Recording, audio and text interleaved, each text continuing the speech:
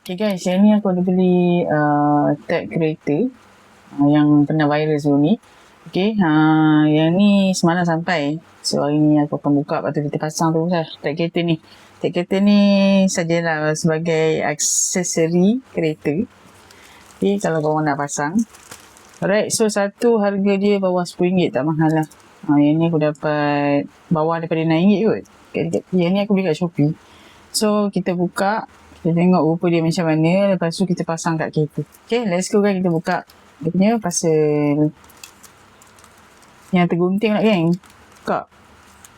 Gunting kan main tu, sekali tag-tag tergunting. Okay, dia ini aku beli untuk Myvi.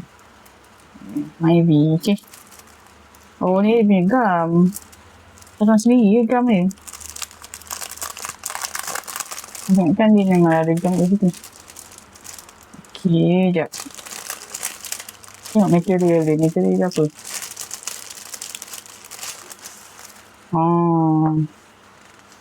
Dia macam ni. Lepas tu kita letak gam kat sini. Satu gam kat sini, satu gam kat dalam ni kot. Yang ni dia bagi dua ni. Kalau tengok orang pasang, ada sebelah je gam dia.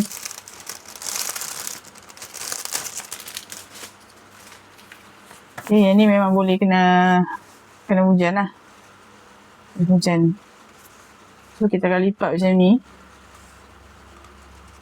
Lepas tu kita akan pasang, kita akan lekat satu kat sini, satu kat dalam ni, satu kat luar. Kat luar ni kita akan letak kat kereta lah. Kita akan letak kat kereta. So jom kita try taruh satu gam. Double sided ke ni? Confuse saya. Double sided tape geng. So kita, betul. Betul. So letak satu.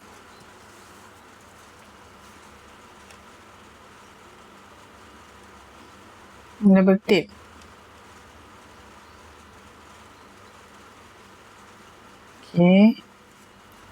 Okay, lepas tu kita buat macam ni. Jangan tak sama pula kan. Risau kan.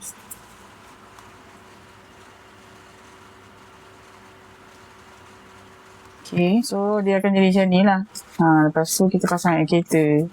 Pasang kat kereta, kita akan lekat kat sebelah. Maybe kita akan pasang macam ni kan. So kita lekat belah sini lah. Yang ni. Okay, kita letak satu.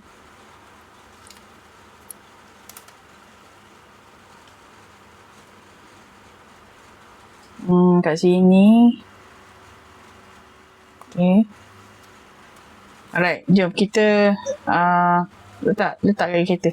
Okay, tag ni biasa orang akan letak kat sini, kat bahagian bonnet ataupun dekat tepi ni. Tapi untuk Myvi dia macam bulat kat sini, so tak cantik. So kita akan letak dekat bahagian ni lah, lebih kurang kan kat sini. Macam tu. Okay.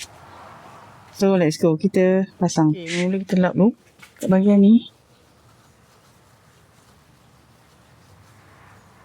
Okay.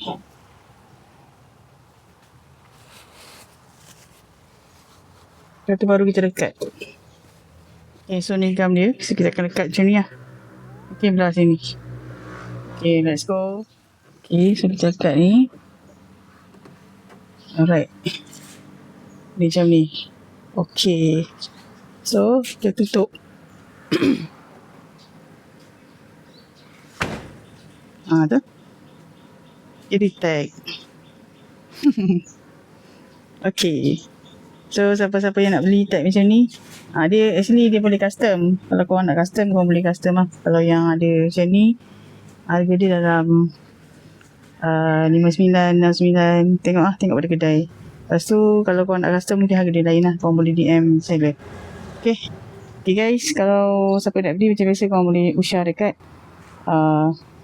shopping bag kat bawah. Bye bye.